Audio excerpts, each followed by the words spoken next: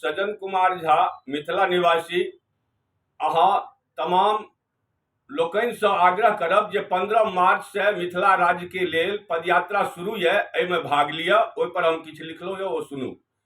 15 मार्च से मिथिला राज्य ले पदयात्रा के शुरू करो।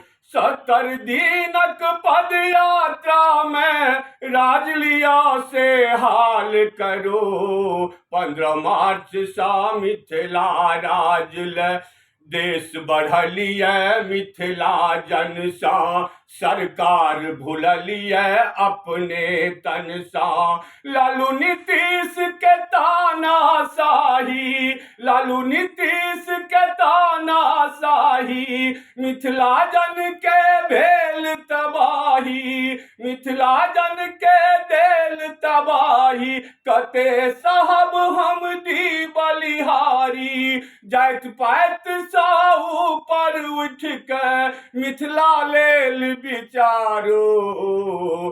15 मार्च से मिथिला राज्य ले पदयात्रा के शुरू करू।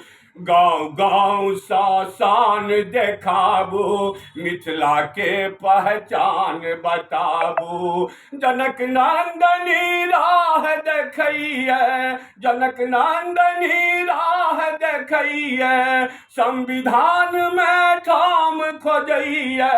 राजधानी दिल्ली में अब तो मिथिला राजक झंडा गारू, मिथिला राजक झंडा गारू। 15 मार्च से मिथिला राज्य ले पदयात्रा के शुरू करू। जय हिंद, जय भारत, जय मिथिला।